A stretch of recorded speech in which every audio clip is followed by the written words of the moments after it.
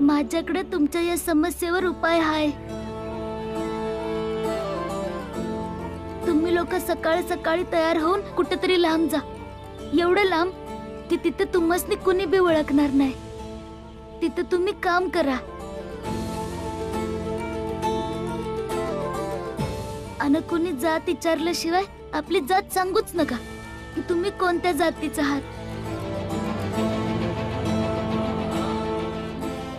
तुम्ही एकदम मजबूत बनले आणि या गाववाल्यांना दाखवून दिलं ना की तुम्ही यांच्यामुळे नाही, तुमच्या मेहनतीने जिवंत आहात. मग ते तुम्हाला काय बी करणार नाहीत.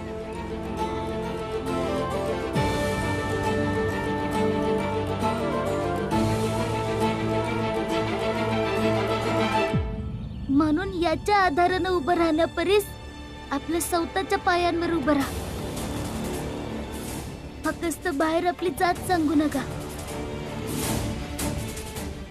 पण भीम, आपल्या जातीला लपवणं चुकीचं नाही.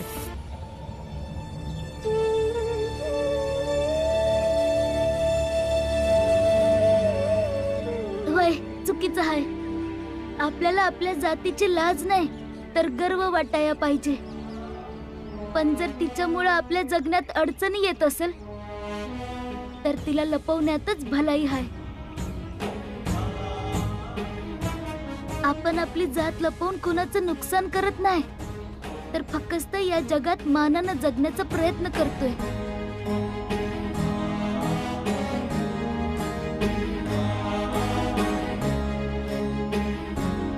याचा अर्थ आम्हासनी समधीकडेच खोटं बोलावं लागल. नाही, फक्त तिथं माणसाला माणूस न समजता त्याच्या जातीनं ओळखलं जातं.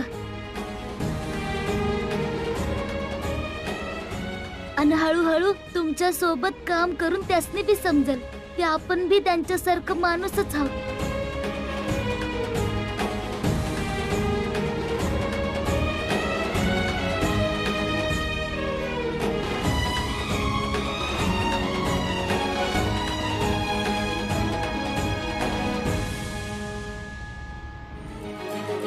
राष्ट्र संविधानाचा दूत शिल्पकार अन बंदिवड्याचा दूत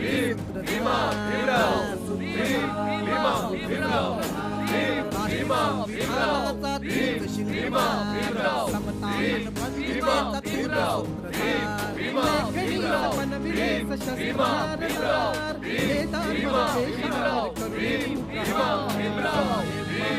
भीम, हे तुझं पहिलं यश आहे आणि जीवनात असे यश मिळवण्यासाठी संघर्ष करत राहशील तर खऱ्या अर्थानं इतिहासात तू एक योद्ध्याच्या रूपात ओळखला जाशील.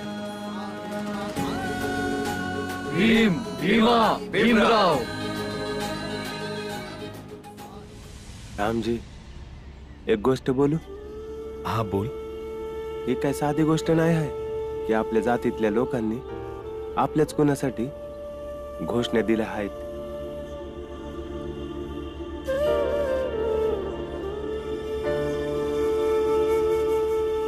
आणि ही बी काही छोटी गोष्ट नाही आहे की भीमानं आज समद्यांना जगण्याचा एक मार्ग दावला आहे. तो मार्ग ज्यावर आपण समदे चालत होतो त्या परीस वेगळा एक नवीन मार्ग.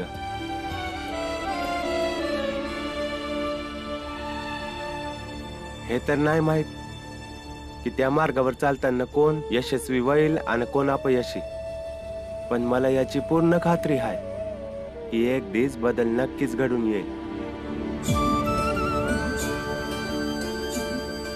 रामजी, आम्हा समद्यांना उद्याच्या दिवसाचा आनंद साजरा करायचा आहे आणि भीमाचा सन्मान बी करायचा आहे.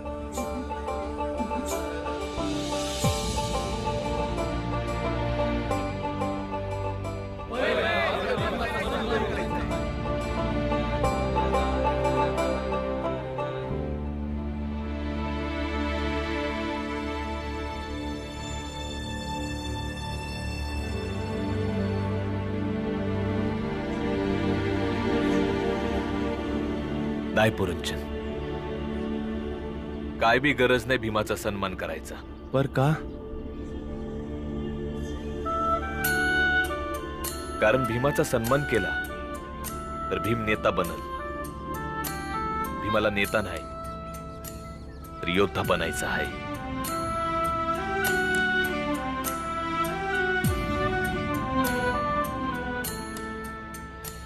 आणि योद्ध्याला फक्त जिंकण्याची भूक असते, ना कुठल्या पदाची ना कुठल्या सन्मानाची.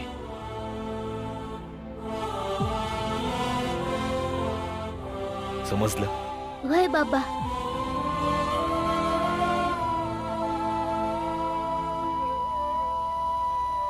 तरी आम्ही त्याच्यासाठी एवढं तर करूच शकतो. भीम भीमा भीमराव. भीम भीमा भीमराव. समता अन बंधुतेचा तूच सूत्रधार. राष्ट्र संविधानाचा तूच शिल्पकार. समता अन बंधुतेचा तूच सूत्रधार. लेखणीस बनविले सशस्त्रधारदार. भेदांवर द्वेषावर करुणी तू प्रहार. साहेब माझा भीमराया, साहेब माझा भीमराया, साहेब माझा भीमराया, साहेब माझा भीमराया.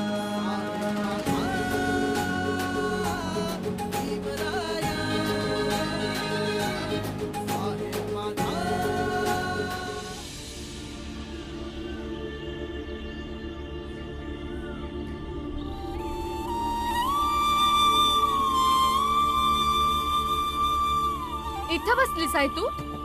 एवढं काम पडले घरात, एवढी माणसं आहे आपल्या घरात, काय खाण्यापिण्यासाठी बनवशील का नाही? का अभ्यासच करशील? थोडा धडा वाचायचा राहिलेला, विचार केला. नाही नाही नाही, तू जरा कमी विचार कर आणि जरा जास्त काम कर. कारण ना अभ्यास लग्नानंतर कामाला नाही येणार. लग्नानंतर घरातली कामं, जेवण बनवणं हेच कामी येणार आहे. चल आता.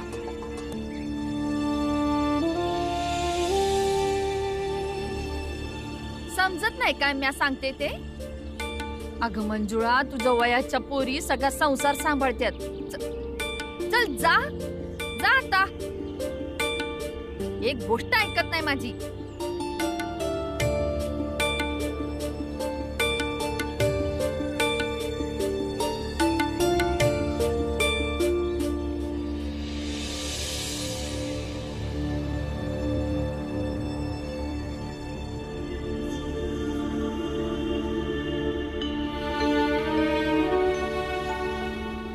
थोडं बोलायचं होतं. हं? बोल. हे बघा, मला नाही वाटत की मी आता कधी बरी होईन. का नको त्या गोष्टी बोलतीस? वैद्यांनी सांगितलंय ना की तू बरी होणार आहेस. मग का म्हणून काळजी करतीस? का चिंता नको करू. आणि डॉक्टरच्या म्हणण्याने काय होतंय ते असंच सांगत राहतात, बरं वाटावं म्हणून.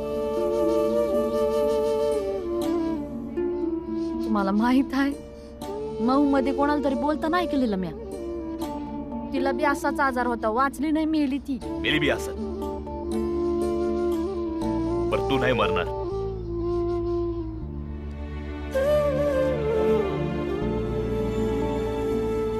एकाच आजारानं काही लोक मरतात आणि काही लोक नाही मरत.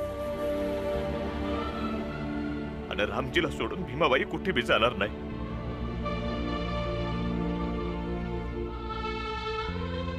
आणि मी तुला मरू नाही देणार, समजलं?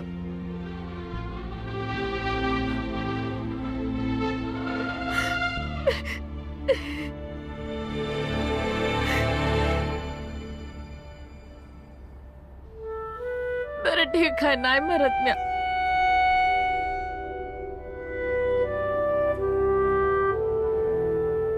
नाही मरणार.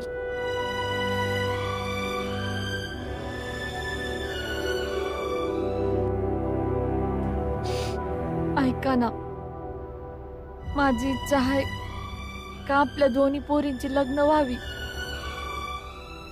म्या जिथे राहीन न राहीन, कमीत कमी तुम्ही माझ्या डोळ्यासमोर दोघींना सासरी जाताना बघा. भीमाबाई, जवा कवा कोणाचं लगीन होणार असेल ते होऊन जाईल. तू का उगाच काळजी करतीस? असं कसं होईल? आपोआप होईल काय? आपल्याला बी काहीतरी करावंच लागल.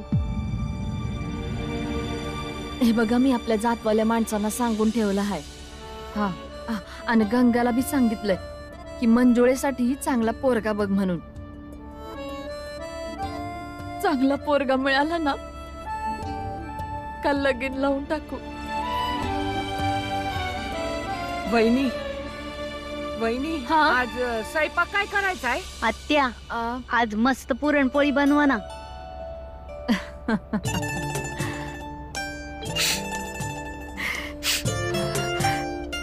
मीरा, पुरणपोळी करणं तस भी आजचा दिस लय चांगला आहे. चला ताई, आपण पुरणपोळी बनवूयात. तुम्ही तेवढं ध्यानात ठेवा.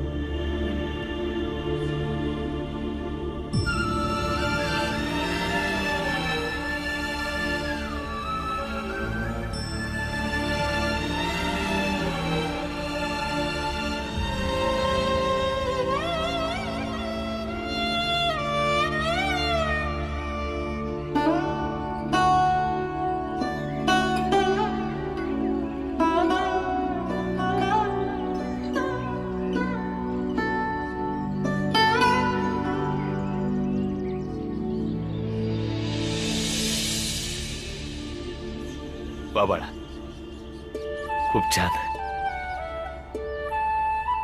आता तुला बघून मला विश्वास वाटतो या की पुण्याच्या महात्मा फुलेंच्या ज्या महाविद्यालयात तू परीक्षा देणार आहेस त्यात तू पहिली येशील. असंच मन लावून अभ्यास करा. अहो, जावई बापू आले, या ना. अहो नमस्कार. जावई बापू, तुम्ही या ना, बसा ना. बाई, तू उभी काय आहेस? जावई बापू आले, चायचं जरा बघ जा. ओ बाई, जाते. अहो, चहाच्या सोबत काहीतरी गोडधोड बी आणा. एक लय गोड बातमी आणली या. गोड बातमी? कंची म्हणायची? अहो हेच की, आपल्या मंजुळेसाठी एक मुलगा बघितला आहे.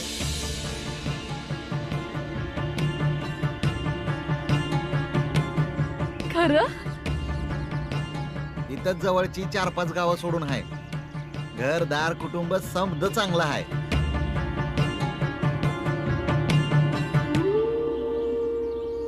मुलगा आमच्या नात्यातला आहे. होय का? माझं अर्ध बोलणं झालं आहे त्यांच्याशी, आणि बाकीची बोलणी तुमचं होकार असल्यावर करूयाच की. मला नाही करायचं लगीन बेगीन.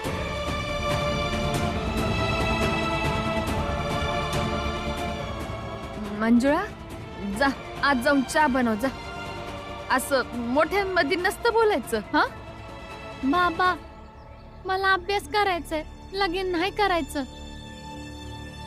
तुला सांगते, चहा बनव, आतमध्ये जाऊन. समजत नाही? भीमाबाई,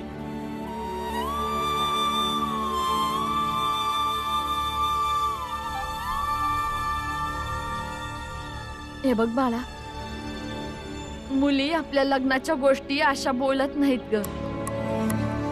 मुलींचं हे असं लग्नाबद्दल बोलणं चांगलं नाही मानत ग.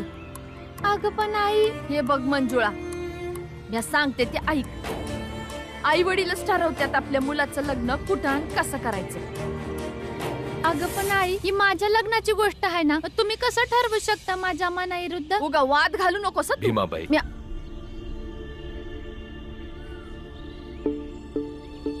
मंजुळा बाळा, तू आज जा. आता लगीन थोडीच करतो या, फक्त बोलणी चालू आहेत ना. हा, जा, तू आज जा.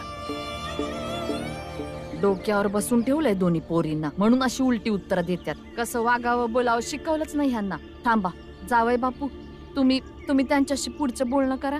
लगीन लवकरात लवकर होईल. बरं ठीक आहे. भीमाबाई, थोडं थांब ना. आपण आपापसात सल्ला मसलत करू की. आणि लगीन पोरीला करायचंय ना, तिला बी विचारावं लागेल ना, तिच्याशी बोलावं लागेल. पुन्हा तीच गोष्ट. पोरी कधीपासून लग्नाच्या गोष्टी करायला लागल्या? कोणती पोरगी येऊन स्वतःहून सांगत बाबा माझं लगीन करा? आणि सल्ला मसलत करायची आहे ना, तर ताई इथं आहे, जावई बापू आहेत, जे बोलायचे बोलून घ्या. भीमाबाई, थोडं समजून घ्यायचा प्रयत्न कर ग. नाती अशी घाईमध्ये पक्की करणं बरं नसतं. आणि मला बी असं वाटतंय की मंजू याचं लग्न करायचे होय नाही आहे. तुम्ही बी समजायचा प्रयत्न करा की. मी कालच सांगितलं होतं माझ्या जिद्द पण या पोरींची लगीन बघायचे आहेत मला. तू आणि जावई बापू सांगा काय वाईट आहे यामध्ये? आणि असं कुठं झालंय की मंजुळेच्या वयाच्या पोरीचं लगीनच होत नाही? जरा आजूबाजूला विचारून बघा की. होय, बरोबर बोलतायत ह्या. पण त्या मुली आमच्या ताई सारख्या शिकत नाहीत.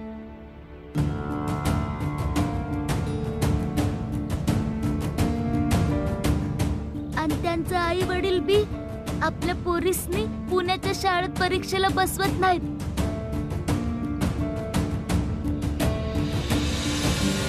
हे बघ भीमा, तू काही एवढा मोठा झाला नाही का घरातल्या महत्वाच्या गोष्टीचे निर्णय तुझ्या सल्ल्याने होते.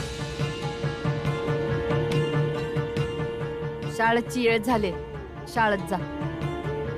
हे घ्या. पण जिचं लगीन आहे तिचं मत तरी विचारत घेतलं पाहिजे ना.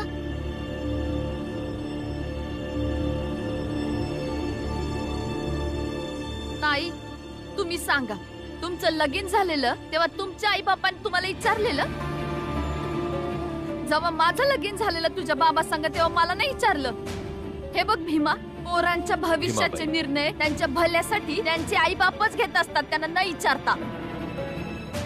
कुणी मूर्ख नाही इथं, समते समजूतदार आहेत.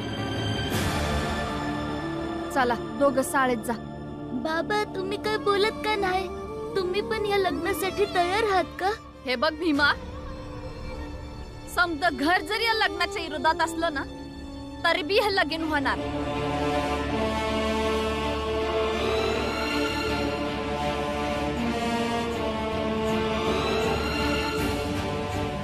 जावई बापू, तुम्ही पुढची बोलणी करा. होय,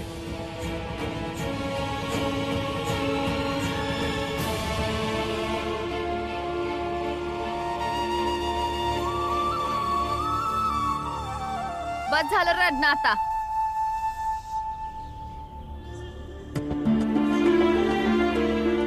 मंजुळे समजण्याचा प्रयत्न कर.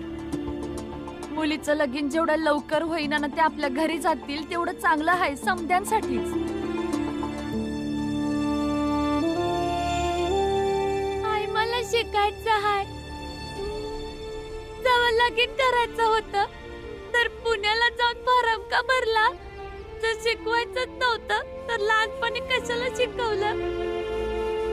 अच्छा, आता तू तुझ्या भावासारखे प्रश्न विचारणार आहेस? हा, माझ्या समोर उभी राहणार आहेस? हा, विचार विचार. मी आधी बघते की मुलींच्या विरोधाचा सूर कसा असतो ते. विचार. या समाजात राहते आई म्या. किती मुली बोलतात आणि कोण आपल्या मुलींचं ऐकतं समत माहित आहे. तुला काय वाटलं मी विरोध करीन, प्रश्न विचारीन? जेव्हा जिथं तुम्ही समते लगीन करायला सांगाल तेव्हा मी करीन.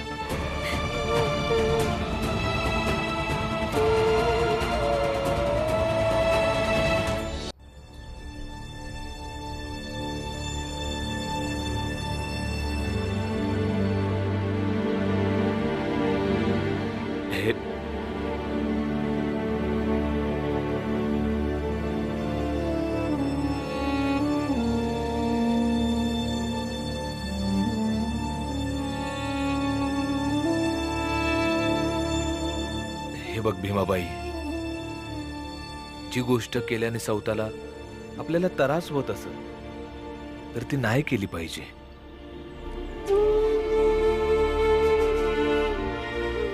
कसं समजावू म्या? ज्या पोरांची आई नसती ना त्या मुलींच्या लग्नात लय अडचणी येतात. आणि मंजुळेच्या नशिबात शिकणं असेल तर तिचा ते नवरा तिला शिकवल ना. पण भीमाबाई नाही, तुम्ही काय बी बोलणार नाही. तुम्ही काय बी बोलायचं नाही. लगीन झाल्यावर मी घरात आली तेव्हापासून समध्या गोष्टी ऐकल्यात, पण आता नाही ऐकणार. तुम्हाला माझ्या बाजूने उभं राहावंच लागल.